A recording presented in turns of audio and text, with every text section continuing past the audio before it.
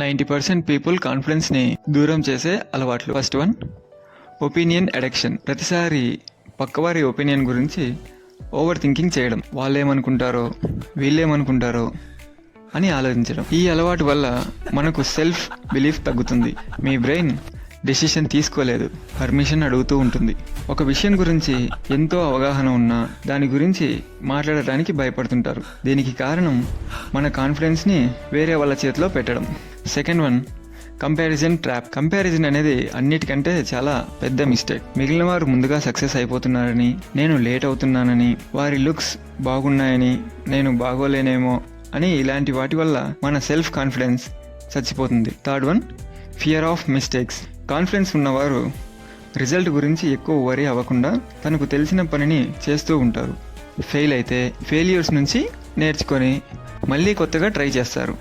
కానీ కాన్ఫిడెన్స్ లేనివారు ఫెయిల్ అవుతామేమో అని భయపడి ఆలోచించి అక్కడే ఉండిపోతారు. Fourth one, silent regret. వీళ్ళు ట్రై కూడా చేయరు, కానీ టైం అయిపోయాక ఆ పని నేను చేసుండాల్సింది, అలా చేసుండాల్సింది, నేను మిస్ అయిపోయాను అని తనలో తానే రిగ్రెట్ ఫీల్ అవుతుంటారు. ఫైనల్గా కాన్ఫిడెన్స్ని బిల్డ్ చేసుకోవడానికి కొన్ని tips. First one, opinion filter. ఎవరైనా జడ్జ్ చేస్తారేమో అని ఆలోచించే ముందు తన ఒపీనియన్ మనం చేసే పనికి ఎంత ప్లస్ అవుతుంది అన్న విషయాన్ని గురించి ఒకసారి ఆలోచించాలి. దాని ద్వారా మనం కొద్దిగా ఒపీనియన్ అడిక్షన్ నుంచి బయటపడతాం. Second one, break comparison trap. ముఖ్యంగా మనం అన్ని విషయాలు అందరికీ ఒకేలా ఉంటాయనుకోవడం ఒక పెద్ద అపోహ. మనం దీని నుండి దూరం అవ్వాలి. ఎందుకంటే ఒకడు ముందుగా సక్సెస్ అవుతున్నాడు అంటే అతడికి ఆ విషయం పట్ల ఎంత అవగాహన ఉందో, దానిని అతడు ఏ విధంగా ఎగ్జిక్యూట్ చేస్తున్నాడు, దానికోసం అతడు ఎంత కష్టపడుతున్నాడు అనే విషయాల మీద ఆధారపడి ఉంటుంది.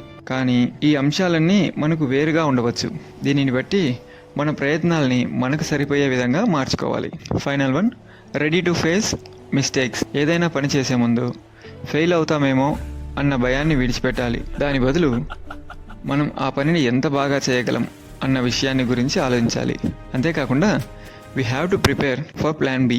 ఒకవేళ ఆ పని సరిగ్గా జరగకపోతే రిజల్ట్ ఎలా ఉంటుందో అన్న దానిని గురించి ఆలోచించుకొని దానికి సరిపోయేలా మనం ముందే కొంత మెంటల్గా ప్రిపేర్ అవ్వాలి. దాని ద్వారా మనం మళ్ళీ కొత్తగా ప్రయత్నించడానికి కొత్త ఆలోచనలు వస్తాయి. అంతకంటే ముఖ్యంగా మనం చేసే పనిలో ఆనందం ఉండేలా చూసుకోవాలి. ఇప్పుడు ఎన్నిసార్లు ఓడిపోయినా కొత్తగా ప్రయత్నించడానికి ఉత్సాహం వస్తుంది. కొత్త ప్రణాళికలతో అనుకున్న దానికంటే ఎక్కువ ఫలితాలని సాధించగలం. ఓకే గైస్, ఇవాళ కిందే ఇలాంటి మరికొన్ని ఇంట్రెస్టింగ్ విషయాలతో నెక్స్ట్ ఎపిసోడ్లో కలుసుకుందాం.